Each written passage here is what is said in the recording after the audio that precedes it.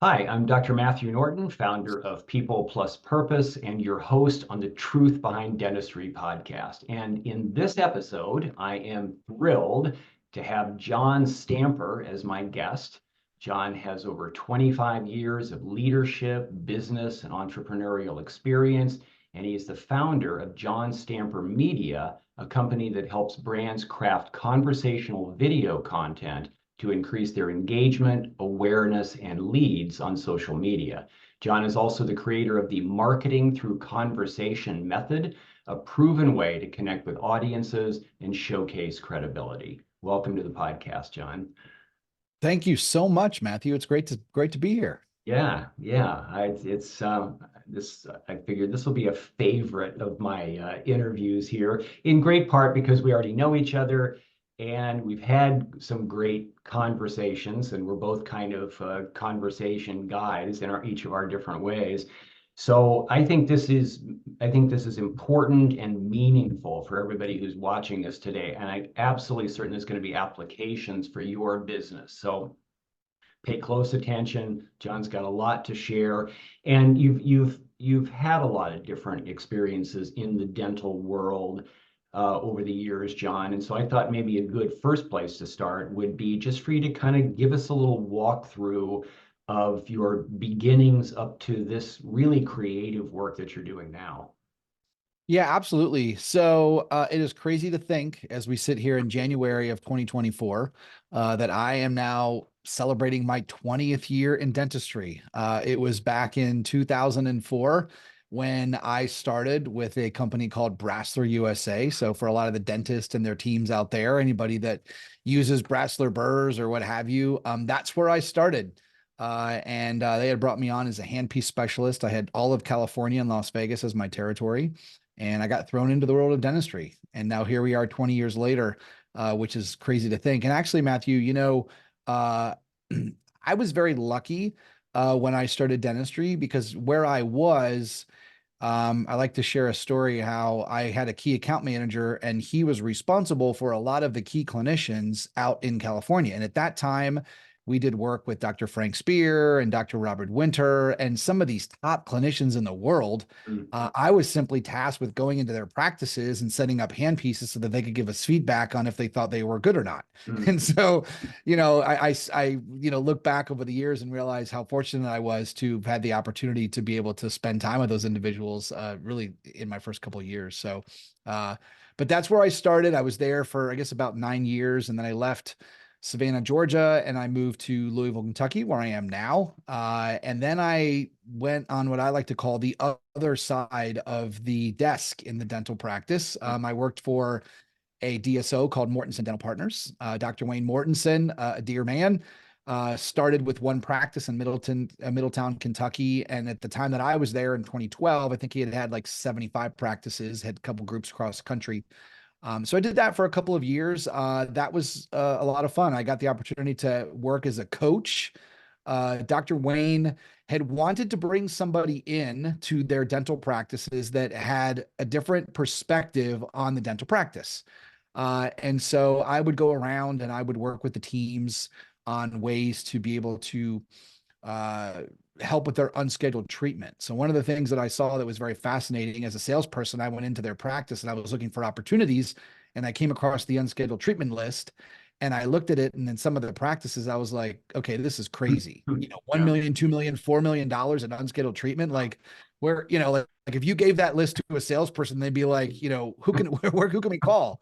Uh, Right. but it was a very humbling experience, Matthew, because I think that even though I was excited about the opportunity, what I learned there as I went around and talked to the practices was understanding the culture inside of a dental practice and this desire to want to help patients, sometimes a little adverse to the production conversation, meaning sales and dollars. I had a hygienist pull me aside one time and she said, John, listen, I know you're coming in here and showing us all these opportunities and all this money that we could make, but when I come into a practice and I'm working on a patient's mouth, that's not what I'm thinking about. Right. And so I had a little bit of, some humble experiences where I had to go back to the drawing board and try to figure out how am I going to help these practices and quite honestly take her advice, which I thought was very good. And so I spent some time there. And then in 2014, made the decision to jump into the entrepreneurial world. And I started a company called CE Exchange, which I still have. It was this massive platform where I was trying to do 10 different things, a CE tracking tool, a job portal, all those things. And so, that has taken a lot of twists and turns. But in 2019, I started my media company, which is, John Stamper Media.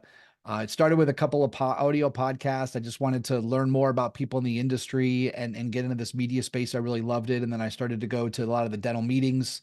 And this was, I guess, a year before the pandemic, sharing with some of these meeting venues that the world may change. We might have a time when you may have a hybrid event where you may have people that watch online and live stream, and you might have people that come in person. And it's funny, Matthew, looking back, I got laughed out of many of those conversations in the sense that, no, John, we don't think that's going to be the case. Everybody wants to come in person. And then the pandemic. So Yeah. that was crazy. But fast forward 5 years from then, and now, as you mentioned, I'm working with companies and helping them build their digital footprint. I love this media space. I think we're in such a fascinating time. When I think about a dental practice, there's so many opportunities to be able to connect with your current patient base, your future patient base in the digital space. And so that's what I love, and that's what I'm helping people with.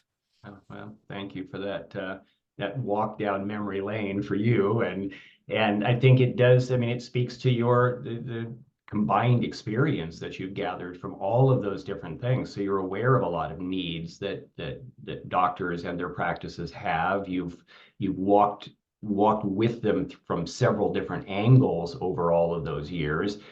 I'm been intrigued since I first heard you put the two words together, digital and footprint. I thought, okay, I guess I know what that means, right? That makes sense. But in my mind, I kind of keep going around digital footprint. I mean, I think it sounds cool, for one thing. And so I'm continuing to learn about what at the highest level that can mean for a business, for a practice. But I'd love you to kind of amplify that a little bit about how would you describe a digital footprint, and why is that something that's important? Yeah, so we'll take the example of a dental practice, right? In a community, and we all heard the term in the past, location, location, location. Mm, That was, if you got the right location in the city, physically, mm, that gave you a little bit of an advantage, mhm, right? And I think in some cases that's still the case today. Now fast forward, and so much communication and so much of individuals finding a business is now in the digital space. And so the word digital footprint is nothing more than, what is a business doing in the digital space to build that same foundation that they built in the physical space, a foundation that they can use to communicate with their existing patients and future patients, a place for people to find them. And quite honestly, it doesn't really matter where they are physically in their city. mm. If they can be found online or on social media, you've now solved that problem of maybe at one point being bummed because you didn't get the best location in town, but yet now you're still being found. And so digital footprint means a lot of things, but essentially it's helping businesses put their best foot forward in the digital space, because we know that that's where so many people are now. That's where they're looking for brands, they're looking for answers, it would have you. And so you want to make sure that you are, no different than, having your storefront look good in the physical world. You want to do that in the digital space. How how good of a job would you say that doctors' practices are doing, have been doing historically, or are even doing now, relative to having any sort of consistent, intentional digital footprint or impact, and to the degree that it's inadequate, that it's subpar in that, Yeah. why? And because I believe it's important, why? And what do they need to begin to do, or how would they need to begin to think differently about its value and investing in something like that? So to answer the question of the progress or where they are, or how well of a job have on average dental practices done, had we not had the pandemic, I think we would have been further behind.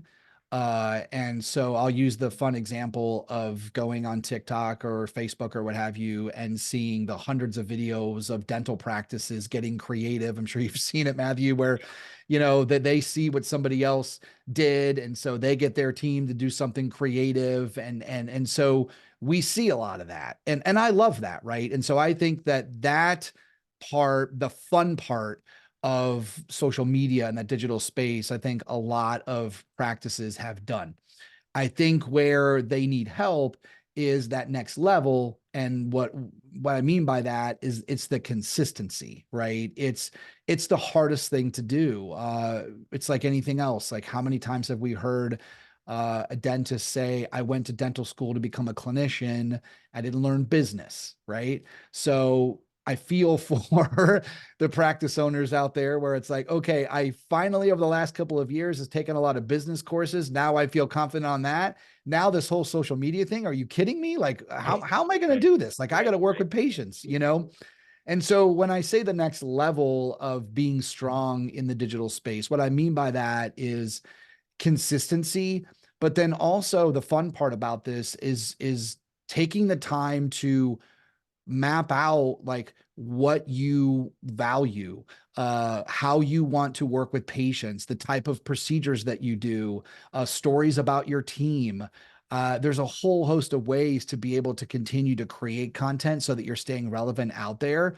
But it does take a lot of front end work. And I think that's where a lot of people struggle. It's like, okay, we did these fun videos, but now it's 3 months over. Now we're done. Like, what do we do next? And now we fall off. And so I think to that degree, that's where the struggle is. And that's where I have found, this recent excitement to help people create that. It's almost kind of like moving them along and helping them with the creativity to stay relevant and to stay consistent. That's the biggest challenge. Good. Yeah, I think the consistency thing is easy to see from that being a problem from just the busyness and who's got the time and bandwidth, who's dedicated within the practice, who's tasked with creating something like that and putting it out regularly. Well, let me even step back for a second and say, so digital footprint, is that synonymous essentially with social media exposure? Are we saying that that digital world is a social media factor versus, say, email or other exposure opportunities? Is that fair to say? Great question. Yeah, so social media is a big part of it. But I'm glad you mentioned that, right? It's all those things. It's your website. It is your email list. It is maybe a community that you set up, right, for your patients where you're educating them to be able to come into community where they can have conversations with you or your team. Obviously, it's social media. Those are the main areas, like when we think about of a digital footprint that makes that up. And then of course, all of your social media channels, things like that. Okay, good. That helps because I wanted to make sure that I think we could limit it too much, or we could Right. not see how expansive the possibilities are. Going beyond that, what would you say is most important, maybe in terms of being put out in creating this digital footprint? And maybe what's missing? You mentioned about certain videos that are fun videos, different things being created, but what do you think kind of holds some of the greatest power for a digital footprint to be meaningful and effective that maybe doctors and their practices are missing right now? Yeah, I think it's the same type of content that we've heard maybe for the last, I'd say, the last 3 to 5 years in dentistry, whether it be, CE courses or events or speakers that I've heard. There's been this trend, Matthew, where when I think back when I started, a top clinician being at a CE course and maybe sharing their mistakes was not a common thing. There was a lot of pride. And so, fortunately, over the years, I think what we're seeing is we're seeing a trend where, like, physically, when clinicians are presenting, they've been able to be more comfortable with being vulnerable to saying, hey, like I stumbled all the way. I made mistakes in order to get to this level of skill that I am as a dentist. And I feel like it's the same way in the content space, right? I think that the biggest key is to be authentic and to be yourself. And for some reason, when that camera goes on, whether it's the phone or you have a videographer in your practice or whatever the case may be, there's like this subconscious button, that at times can move people to feel like they can't be their authentic self, right? And I think that's the biggest key to all of this. I think that's why it makes it so unique, is that you don't feel like you have to do what everybody else is doing, because if you're yourself and you can speak to an audience and you can relate to them, um, that's a big deal. Good. And so a lot of that is, by the sound of that, is experience story driven then, I think. And would you say that the founder story, if we're talking to an owner dentist right now, and we're talking to dentists, we're talking to hygienists, we're Yep. talking Yep. to possibly any other number of people in the dental world who will find this episode. But if there's a founder involved, or maybe it's not the founder anymore, but could be somebody else that still has a story of leadership, Mhm. then how important is that to be communicated? And is that something that's often missing, would you say? Yeah, I think that's the very first thing, right? And so for anybody that's watching this and saying, I've been wanting to create video content, I know that I need to be out there more on social media, what have you, like, where do I even start? That is the best place to start. Like, that would be number one on the checklist, is that, have I sat down? Have I talked about my story, and how have I shared it? And this is where things are getting really cool in the world of AI and all of that. When you think about, like you mentioned it, oh, I don't have a lot of time. There are tools now where you could sit down in front of your very high quality iPhone and tell your story. Let's say it's 45 minutes, and you could take that 45-minute video, put it into a software program that could then take that 45 minutes and provide you 20, 25, 30 clips, right? 30-second clips from that interview. And now all of a sudden, your team has that content, or you have that content to be able to at least get started. And so, yeah, I mean, I think the founder story is great. The story of their team members. I will tell you, one of the things that I've been doing a lot more lately with some of the companies that I work with is that we all have been in a situation where we buy a product or service and it moves us, right? The advertisement moved us to buy. Mm-hmm. And then we have to experience who we work with. And maybe we didn't have the best customer service experience or whatever. And it's suddenly like we regret that we purchased that. So one of the things that I've been, advocating for with companies and businesses is to have your team that is, the person that the patient is going to meet when they first come into the practice, have them create a video, right? So for example, if you can break down those walls of what's it going to be like when I go to the practice and who am I going to meet, if I get a chance to see that person, on a social media post or what have you, and I get to engage and connect with them, I'm that much more comfortable when I come into your practice. And it seems like such a little thing, Matthew, but it's really a big deal. And so, like, that would be another idea of a way to be able to use content in order to be able to, get the word out. Yeah, that makes sense, because certainly going into a dental office is, I think, in speaking with most people, fairly low on their list of places they would just love to go for an experience, right? I'm not Yep. really coming for that. So everything that can make you feel more comfortable, more familiar, maybe not quite to the point of like the Cheers bar going all the way back to that TV show and where everybody knows your name, but maybe it's not quite that. But I Yep. think just a sense of ease of, oh, I've seen you before, I know you Yes. in some way. I think that changes the game. Just like going into a social gathering. Is there anybody I Yes. know here?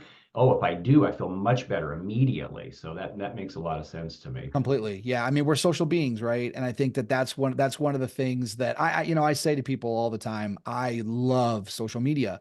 And I know that there's a lot of negative aspects to social media, but I have just chosen over the years to look at the good ways to use it. And what you just shared is a great example in the sense that, we're social beings, and there's something about familiarity when we saw something or somebody and then we walk in and we see that person again, like it immediately, in some cases, brings down the wall, which is nothing but a positive way, to start that relationship. That's good. And I think that's related too, as you talked about. I think it's great you have a method, right? What's the John Stamper expert method, this marketing through conversation approach. I love that.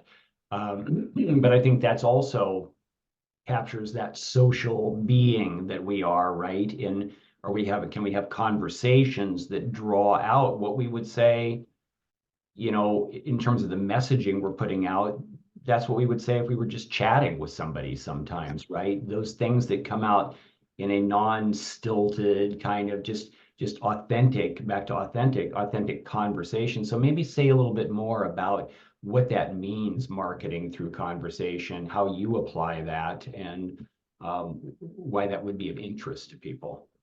We buy from people that we like. It's one of those things that, like, I think if we were all honest, 98% of the time, if we go into a situation and the person that is sharing a product or service with us and they have found an authentic way to connect with us, or we have been able to connect with them, it makes the purchasing easier. It makes the decision to move forward easier, because so many of us are ingrained with negative experiences that are in our subconscious, right? That we don't even, it kind of controls, like, even to somebody that genuinely wants to sell us something that could benefit us, like we pull back. And so I think that the whole idea of marketing through conversations that's what it is that when you can have a conversation with somebody about what it is that they do, I've just learned over the years that the viewer feels comfortable.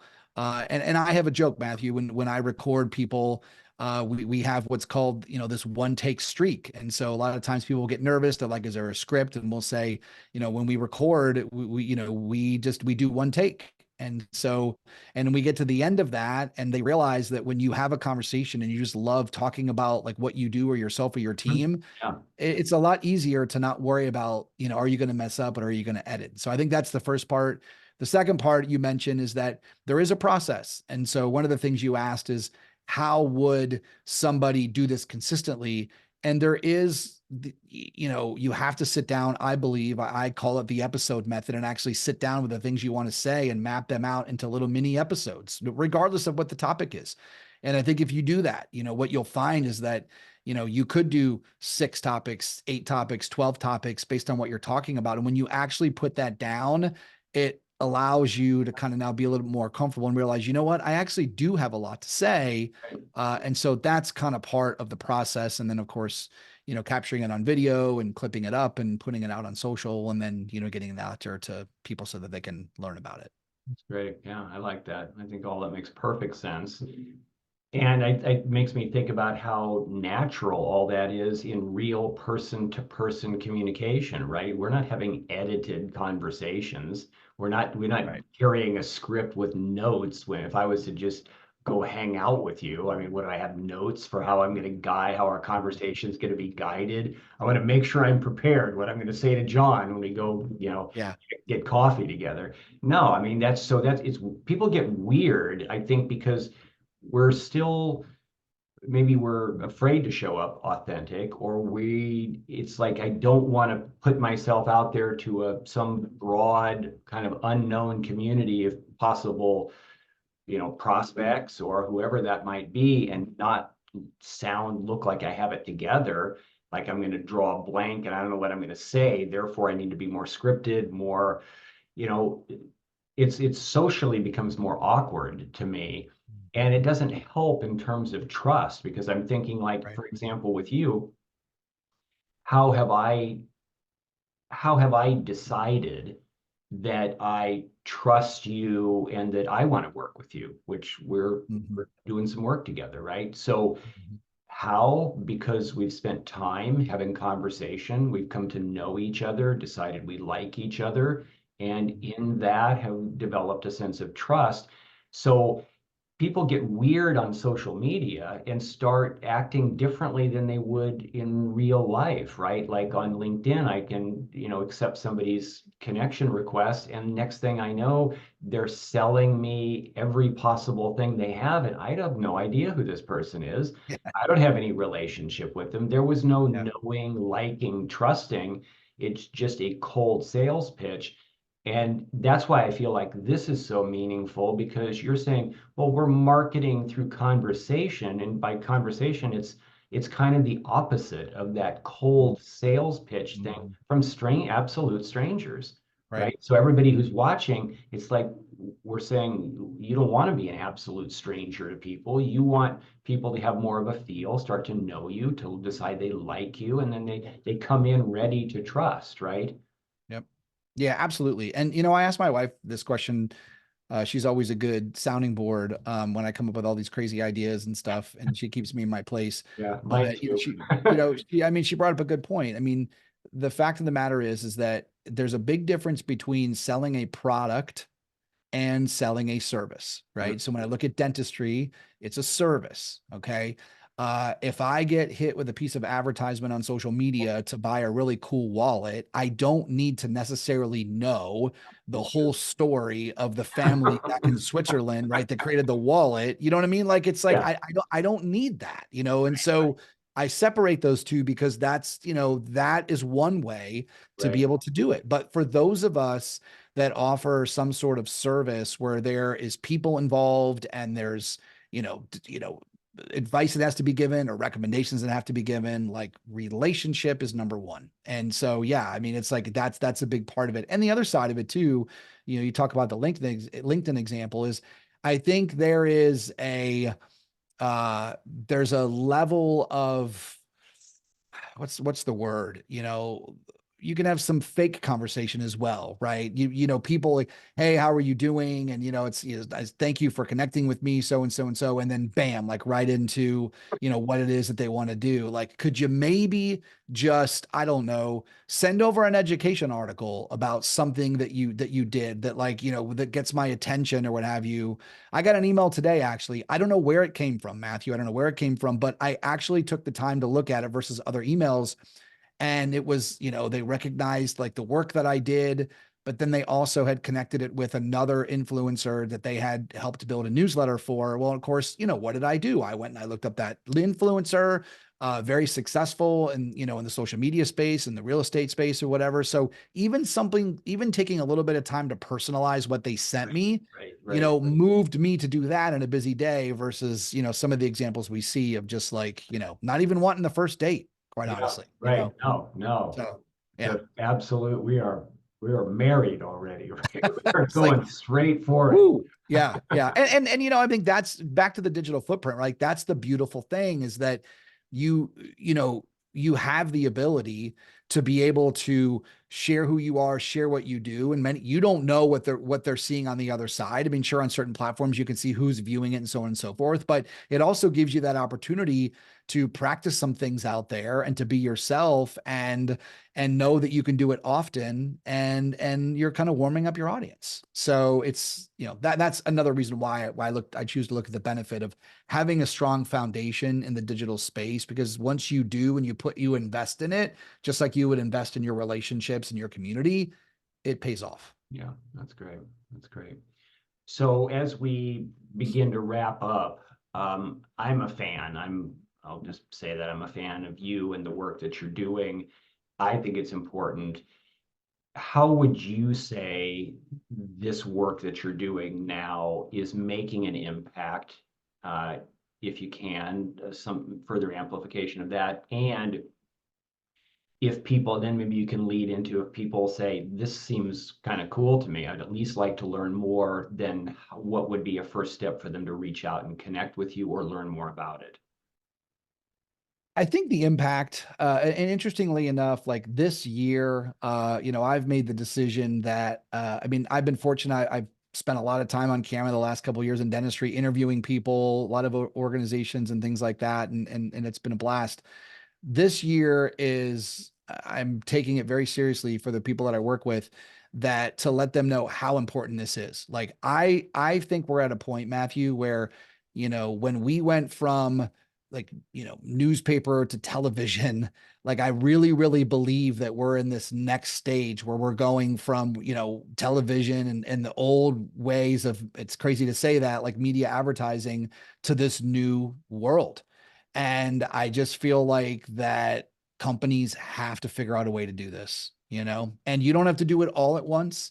And there's really no perfect way to do it. As a matter of fact, there's more trial and error in this than there ever was before. I mean, when you think about a company that would getting ready to put a full page ad in a magazine and that went to print and they had to make sure everything was perfect, or if there was a mistake, they were screwed. Right. That's what's Right. great about this world too, right? Like if you put something out there and it doesn't work, delete. I mean, and Right. especially if you don't have a lot of followers because you're building things up, like it gives you a little bit of that.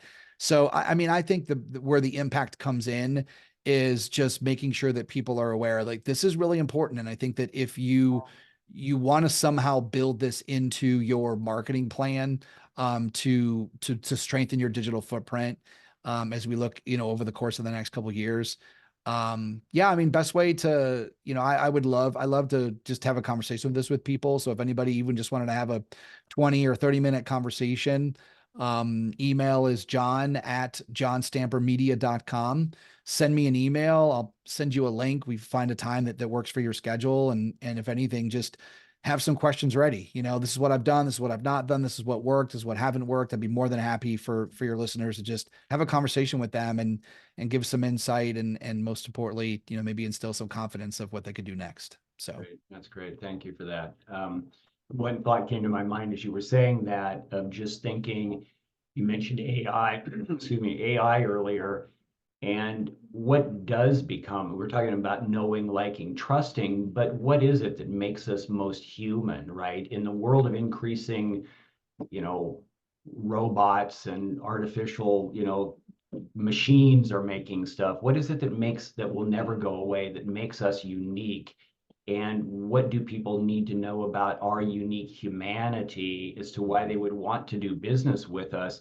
And I think especially if people are paying cash for anything, so for those who are out of network or wanting to get out of network insurance as a third party payer and want to have more freedom, then I think things like this become a key component, because that humanity is coming out of why I should choose you and you're worth paying for, yeah. based on who you are and how I feel about your contribution, your heart, and then your services, et cetera, that this becomes more meaningful, becomes more essential, maybe as time continues to move forward. Does that all make sense? Yeah, I'm glad you brought that up. It's because that's another element of the work that I've become so passionate about, and that's helping people create a humanized digital footprint, right? Like one that is more of who they are. And AI is here; it's here to stay. Technology and innovation are undefeated. So for those that want to think that it's going away, it's not. But I think the opportunity is, the AI is like anything else. It's a tool. It's a Right. tool. And I think where you don't want to get lost is creating AI content that is just like everybody else's AI content. And then it's all of a sudden it's going to be like, where's Waldo? And you're all going to be doing the same thing or what have you. So I think, like, to your point, having that humanized element of what makes you different and then leveraging the tools, Right. that's the best of both worlds. It really, really is. I mean, the AI, like a lot of other technologies in the past, is helping you save time, and we all know that that's our most valuable asset. So yeah, I'm glad you brought that up. I mean, that's a big piece of this. Who knows where it goes, but I think where we are right now is there's a long way to go. Yeah. We need to still keep the humans at the helm, I think, somehow. Yeah, absolutely. Well, thank you for your time. I appreciate all that you shared. And I'm just trusting that people that are watching will take advantage of that opportunity to connect with you. So thank you for your Excellent. contribution today. Yeah, thanks, Matthew. Thanks for everything that you're doing. I'm like you mentioned in the beginning, it's been a great to build on this relationship and watch the work that you're doing with dental practices and all of that. So was very, very excited and happy to be here. Thank you. Great, thank you. So for everybody watching, this is Matthew Norton of People Plus Purpose, and I've been with John Stamper of John Stamper Media. Thank you for watching. Look forward to seeing you next time. Thank you.